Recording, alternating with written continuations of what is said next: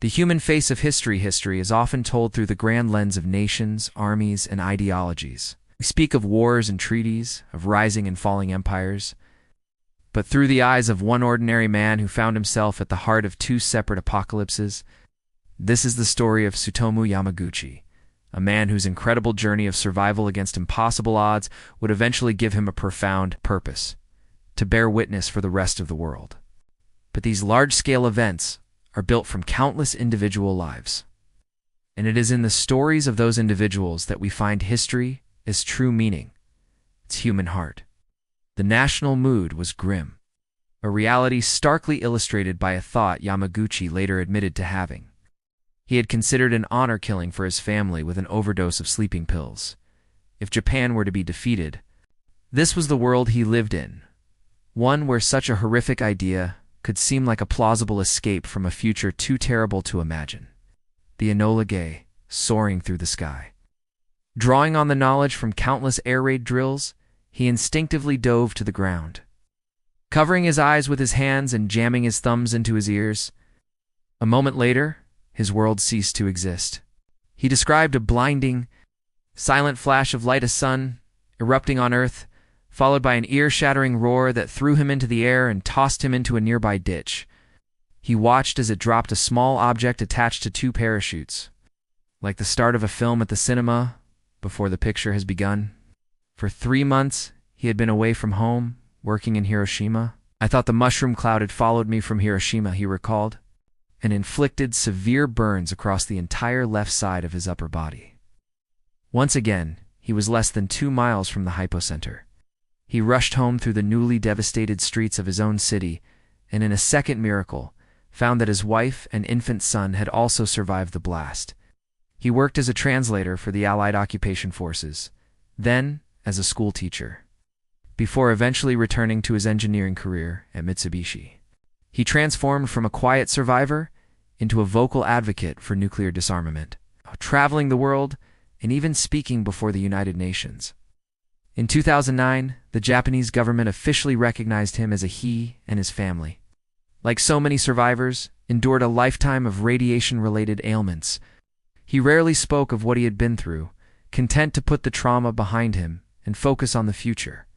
It is a profound illustration of how a person can transform unimaginable trauma into a mission for peace. But personal accounts like Yamaguchi's cut through the abstraction.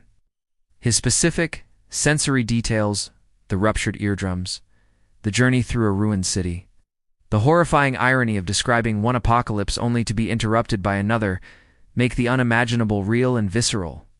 For decades, his goal was simply to forget.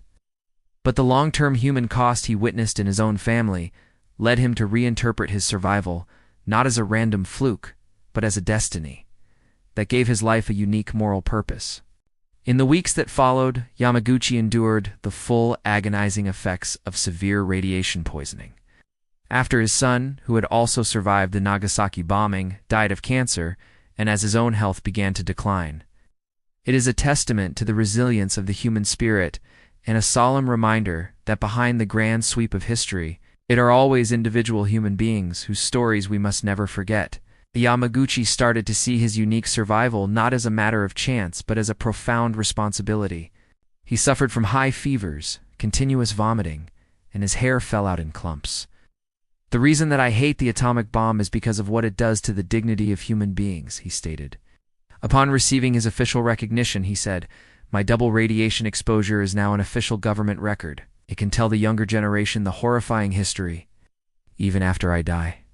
In his final years, he came to believe he was spared for a reason. Having experienced atomic bombings twice and survived, he said, "It is my destiny to talk about it." Yet, despite his condition, he was a man with a duty. His boss was skeptical, unable to comprehend such a weapon. As Yamaguchi spoke, trying to put the horror into words, the impossible happened again. On the morning of August 9th, he reported to his Mitsubishi office to give an account of what he had witnessed. Dazed and grievously wounded, he stumbled through a hellscape that had, moments before, been a bustling city. He witnessed still burning fires, the skeletal remains of buildings, and the melted, unrecognizable corpses of people who had been walking the streets alongside him after spending a night in the ruins. He managed to make his way to a train station and began the agonizing journey home to Nagasaki. On August 6, 1945, his work was finally done. He was preparing to make the journey back to his wife and child in Nagasaki. Tsutomu Yamaguchi was a 29-year-old marine engineer, a skilled professional working for the industrial giant Mitsubishi Heavy Industries. He was a husband and a father, living with his family in the port city of Nagasaki, and reminding us that history is not just something we read, but something that has lived, endured, and survived. Tonight we journey into one of the most extreme moments of the 20th century. It's not through the eyes of a general or a politician, Part 1. An engineer in a world at war. Our story begins in August 1945. In a Japan reeling from the final desperate days of World War II, like many of his countrymen, he was despondent over the state of the war. The specific events of his story were set in motion by a routine business trip. Part 2. The First Son. Hiroshima, August 6, 1945. At 8:15 that morning, Yamaguchi was walking to the shipyard for the last time when he looked up. His training kicked in. When I opened my eyes, he later recalled, everything was dark. He was less than 2 miles from the hypocenter. The blast had left him temporarily blind, ruptured his eardrums. Part 3. The Second Son. Nagasaki. August 9, 1945, when Yamaguchi finally arrived home, he was so heavily bandaged and disfigured by his burns that his own family barely recognized him. He stood before his supervisor, trying to explain the unbelievable, that a single, solitary bomb had possessed the power to wipe an entire city from the face of the earth. The landscape outside the office window was suddenly filled with that same blinding white light. For the second time in just 3 days, he was thrown to the ground by the shockwave of an atomic bomb. Part 4. From survivor to witness for decades, Tsutomu Yamaguchi's primary goal was simply to live a normal life. But in his 80s, his perspective began to shift. Silence broke. He wrote a memoir about his experiences and participated in a 2006 documentary about double survivors called Twice Survived. Nier Hibokshotha, only person officially certified as a survivor of both atomic bombings. His legacy is best captured in his own powerful words. The power of a single voice. Tsutomu Yamaguchi passed away in 2010 at the age of 93. His story is more than just an incredible tale of survival.